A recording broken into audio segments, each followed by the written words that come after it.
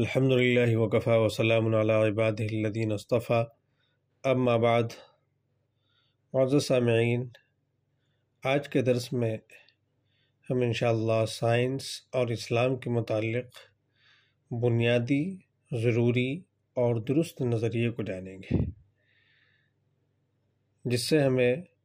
یہ اندازہ ہو جائے گا کہ اسلام اور شریعت کے ہر حکم کا سائنس کے تابع ہونا نہ تو ضروری ہے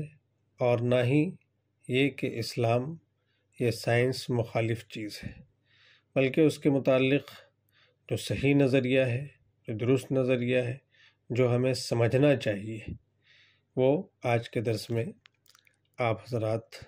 سماعت فرمائیں گے۔ تو آئیے سب سے پہلے تو ہم اس بات کو سمجھیں کہ سائنس کا بنیادی مقصد کیا ہے۔ تو سب سے پہلے یہ بات سمجھ لیجئے کہ سائنس کا بنیادی مقصد ان طاقتوں کا دریافت کرنا ہے جو اللہ تعالیٰ نے اس کائنات میں ودیعت فرمائی ہے، اس کائنات میں رکھی ہے۔ اگر ان طاقتوں کو انسانیت کی فلاح کے لیے، اس کی ترقی کے لیے استعمال کرنے کی کوشش کی جائے تو یہ اسلام کی نظر میں نہ صرف جائز بلکہ مستحسن اور پسندیدہ ہے۔ اسلام ان کی کوششوں کے راستے میں کوئی رکاوٹ کھڑی کرنے کے بجائے ان کی ہمت افزائی کرتا ہے۔ اس سلسلے میں اسلام کا مطالبہ صرف اتنا ہے کہ ان قوتوں کو ان مقاصد کے لیے استعمال کیا جائے جو اسلام کی نظر میں جائز اور مفید ہے، لوگوں کے نفع کے لیے، لوگوں کے فائدے کے لیے۔ دوسرے الفاظ میں سائنس کا کام یہ ہے کہ وہ کائنات کی پوشیدہ قوتوں کو دریافت کرے، لیکن ان قوتوں کا صحیح مصرف مذہب بتاتا ہے۔ ٹیکنالوجی جو نئی اس ریسرچ کے ذریعے سے سامنے آ رہی ہے، تو اس کا جائز طریقہ کیا ہے اس کے استعمال کا، یہ اسلام بتاتا ہے۔ وہی ان اکتشافی کوششوں کے لیے صحیح رخ اور بہتر فضا مہیا کرتا ہے۔ سائنس اور ٹیکنالوجی اسی وقت انسانیت کے لیے مفید ثابت ہو سکتی ہے جب اسے اسلام کے بتائے ہوئے اصولوں کے مطابق استعمال کیا جائے، ورنہ شاید اس سے کسی کو انکار نہیں ہوگا کہ سائنس جس طرح انسانیت کے لیے مادی فلاح و بہبود کا باعث بن سکتی ہے، اس دنیا میں آرام اور راحت کی چیز پیدا کر سکتی ہے، پہنچا سکتی ہے، اسی طرح اگر اس کا غلط استعمال کیا جائے تو وہ ہمارے لیے تباہ کن بھی ثابت ہو سکتی ہے۔ مثال ہمارے سامنے ہے کہ ماضی میں سائنس نے جہاں انسانیت کو راحت و آسائش کے اسباب مہیا کی، وہاں اس کے غلط استعمال نے پوری دنیا کو بدامنی اور بے چینی کا جہنم بھی بنا دیا، اور آج بھی اس کا وہی استعمال ہو رہا ہے۔ سائنسی نے سفر کے تیز رفتار ذرائع بھی ایجاد کیے اور اسی نے ایٹم بم اور ہائیڈروجن بم بھی بنائے، لہذا سائنس کا صحیح فائدہ اسی وقت حاصل کیا جا سکتا ہے جب اسے اللہ تعالیٰ کے بتائے ہوئے اصولوں کے مطابق استعمال کیا جائے۔ سائنسی تحقیقات کا حکم کیا ہے؟ دوسری بات یہ سمجھنے کہ سائنس کی تحقیقات دو طرح کی ہیں۔ ایک وہ جو صریح مشاہدہ پر مبنی ہے، انسان کے ریسرچ پر ہی اس کی بنیاد ہے۔ ایسی تحقیقات نہ کبھی قرآن و سنت سے متصادم ہوئی ہیں، ٹکرائی ہیں اور نہ ٹکرا سکتی ہیں، بلکہ مشاہدہ تو یہ ہے کہ ایسی تحقیقات نے ہمیشہ قرآن و سنت کی تصدیق ہی کی ہے، اور قرآن و سنت کی بہت سی وہ باتیں جو کچھ عرصہ پہلے لوگوں کی سمجھ میں ذرا مشکل سے آتی تھی، سائنس کی تحقیقات نے ان کا سمجھنا آسان بنا دیا ہے۔ مثلاً معراج کے موقع پر براق کی جس تیز رفتاری کا ذکر صحیح احادیث میں آیا ہے، قدیم زمانے کے نام نہاد عقل پرست، اس وقت کے جو لوگ تھے جن کو اپنے عقل پر بہت غرہ تھا، اسے بعید از قیاس سمجھتے تھے اور عقل کے خلاف سمجھتے تھے۔ لیکن کیا آج سائنس نے ثابت نہیں کیا کہ تیز رفتاری ایسی صفت ہے جس کو کسی حد میں محدود نہیں کیا جا سکتا؟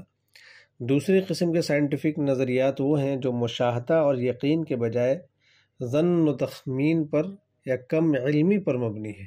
اور اس سلسلے میں سائنسداں کسی یقینی نتیجے پر ابھی تک نہیں پہنچ سکے ہیں۔ ایسی تحقیقات بعض اوقات قرآن و سنت کی تشریحات سے ٹکراتی ہیں۔ ایسے مواقع پر سیدھا اور صاف راستہ یہ ہے کہ قرآن و سنت کی تصریحات میں کوئی تعویل کیے بغیر، ہم کو اس میں زبردستی کھینچ کھانچ کر کے اس کو سائنس کے موافق کرنے کی ضرورت نہیں ہے،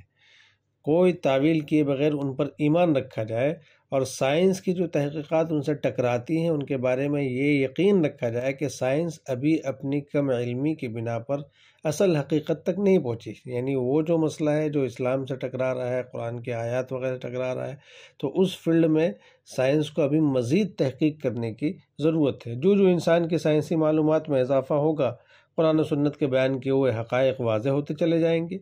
مثلا بعض سائنسدانوں کا یہ خیال ہے کہ آسمان کا کوئی وجود ہی نہیں ہے، آسمان ہے ہی نہیں ہے۔ ظاہر ہے ان کا یہ خیال اس بنا پر قائم نہیں ہوا تھا کہ انہیں آسمان کے موجود نہ ہونے کی کوئی دلیل قطعی مل گئی ہو، ان کے پاس کوئی ایسا پروف ہو کہ وہ پروف کر سکے کہ آسمان ہے ہی نہیں ہے، بلکہ ان کے استدلال کا حاصل صرف یہ ہے کہ ہمیں آسمان کے وجود کا علم نہیں ہو سکا۔ اب ان کو اس کے وجود کا علم نہیں ہو سکا تو جس چیز کا ہم کو علم نہیں ہے ہم اس کا انکار ہی کرتے ہیں، یہ کہاں کی عقل مندی ہے؟ اس لیے ہم اس کے وجود کو تسلیم نہیں کرتے۔ دوسرے الفاظ میں یہ خیال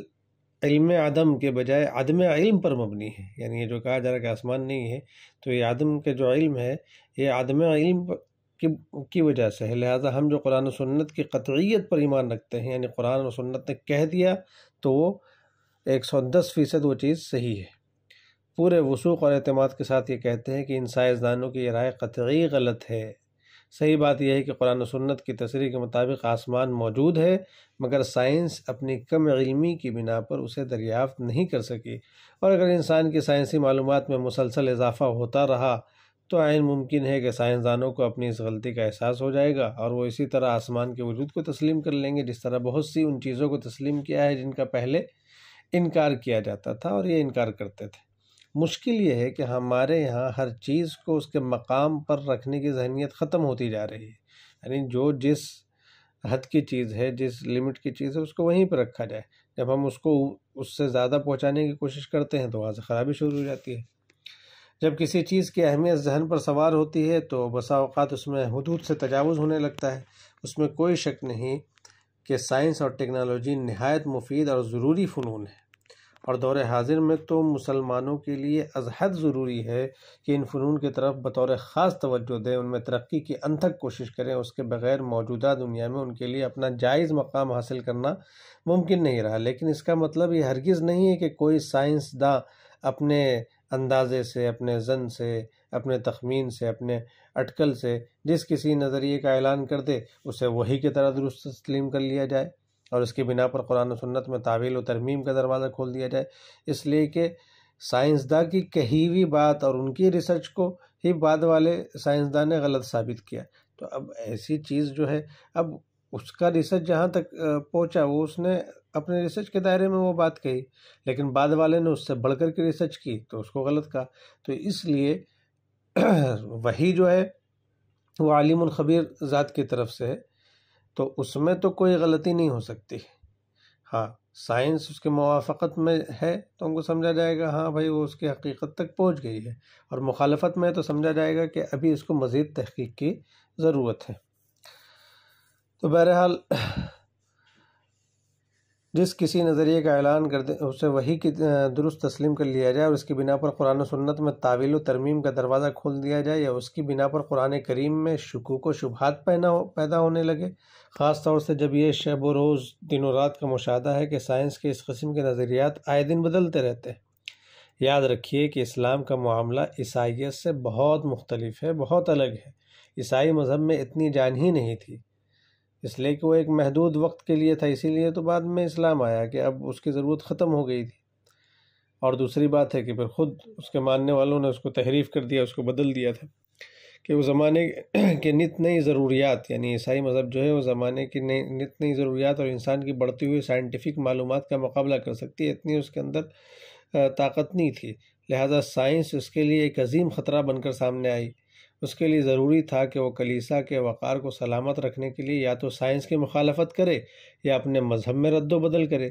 شروع میں تو ان کے ہاتھ میں طاقت تھی تو رومن کیتھولک چرچ نے پہلے راستے کو اختیار کیا، یعنی سائنس کی مخالفت کی، اور چونکہ عوام پر اس کا اقتدار قائم تھا تو اس لیے اس نے گلیلیو جیسے سائنسدانوں کو بے شمار رکاوٹوں کا سامنا کرنا پڑا۔ لیکن جب کلیسا کا اقتدار ڈھیلا پڑا، عوام سے ان کے مطلب جو پاور تھا، طاقت تھا، وہ ذرا کمزور پڑا، تو اب ان کے لیے سوائے اس کے کوئی راستہ نہیں رہ گیا تھا کہ اب ان کو اپنے مذہب کو بدلنا پڑے گا۔ کہ وہ اپنے مذہب میں ترمیم کر کے اس کی نئی تشریح و تعبیر کریں۔ چنانچہ اہل تجدد جو ماڈرنزم مکتبہ فکر کا راستہ وہاں سے جنم لیتا ہے، لیکن یہ سب کچھ اس لیے ہوا کہ عیسائی مذہب کو انتہائی غیر فطری اور غیر معقول بنیادوں پر کھڑا کیا گیا تھا۔ یعنی ایک تو اللہ تعالیٰ کی طرف سے ایک وقت کے لیے وہ تھا، اب اس کا وقت ختم ہو گیا اس لیے اسلام کی ضرورت پڑی۔ دوسرا کہ لوگوں نے اس میں جو شریعت میں جو کہ اللہ تعالیٰ کی طرف سے جو وحی تھی اور انجیل کے اندر جو چیزیں بتائی تھی اس کو لوگوں نے بدل دیا تھا، گڑھ لیا تھا اور اپنی منمانی کی تھی۔ لیکن اسلام کا معاملہ اس سے بالکل مختلف ہے۔ اسلام مطلب ان الدین عند اللہ الاسلام آخری مذہب ہے۔ آپ نبی پاک علیہ الصلوۃ والسلام آخری نبی ہیں، خاتم النبیین ہیں، تو گویا کہ قیامت تک کی ساری چیزیں اسلام میں آ گئی۔ انسان اپنے اس عمر کو پہنچ گیا کہ اب وہاں سے اس کی ہائٹ وائٹ بڑھنے والی نہیں ہے، لہٰذا اب اس کو کوئی کپڑے چینج کرنے کی ضرورت نہیں رہے گی۔ تو یہاں تک پہنچ کر دوسری بات ہے کہ اسلام اسی لیے اسلام کے تحفظ کی ذمہ داری انا نحن نزلنا الذکر و انا لہ لحافظون خود اللہ تعالیٰ نے لی ہے، تو اس میں ترمیم کی بھی گنجائش نہیں ہے۔ بہرحال تو اسلام کا معاملہ اس سے بالکل مختلف ہے، وہ دین فطرت ہے اور عقل و خرد کی کوئی دلیل اسے چیلنج نہیں کر سکتی۔ اس میں زمانے کی ہر ضرورت کو پورا کرنے اور ہر دور کی تحقیقات کے ساتھ آنکھیں ملانے کی پوری صلاحیت ہے، لہذا نہ ہمیں اسلام کے وقار کو سلامت رکھنے کے لیے سائنس کی مخالفت کی ضرورت ہے، نہ اسلام کو بدلنے کی، یعنی ہم کو سائنس کی مخالفت کرنے کی بھی ضرورت نہیں ہے اور خود اسلام کو بدلنے کی بھی ضرورت نہیں ہے، اس لیے کہ ہمارا ایمان یہ ہے کہ سائنس جس قدر ترقی کرے گی اور انسان کی سائنسی معلومات میں جتنا اضافہ ہوگا، اسلام کی بھی حقانیت اور واضح ہوتی چلی جائے گی، بشرطے کہ انسان کا نقطۂ نظر صحیح معنی میں سائنٹیفک رہے اور وہ محض قیاس و تخمین کو یقین اور مشاہدے کا درجہ نہ دے بیٹھے۔ بس یہ ہے وہ بات جو علماء دین کہتے ہیں، اس کا حاصل اس کے سوا کچھ نہیں ہے کہ ہر چیز کو اس کے صحیح مقام پر رکھنا چاہیے۔ جذباتی نعروں کے رو میں آ کر حدود سے تجاوز کرنا دانشمندی کا تقاضا نہیں ہے۔ حیرت ہے کہ اس معتدل اور 100% معقول بات کی وجہ سے بعض حضرات مسلسل یہ تشہیر کر رہے ہیں کہ علماء سائنس اور ٹیکنالوجی کے مخالف ہیں اور اس میدان میں ترقی کرنا انہیں ایک آنکھ نہیں بھاتا۔ اس الزام کے جواب میں ہم یہ دعا کرنے کے سوا کیا کہہ سکتے ہیں کہ اللہ تعالیٰ ان حضرات کو فکر سلیم عطا کرے۔ یہ جو تحریر آپ کے سامنے پیش کی گئی، یہ مفتی محمد تقی عثمانی صاحب کی ہے، جو ان کی کتاب اسلام اور جدت پسندی سے لے کر آپ کے سامنے پیش کی گئی ہے۔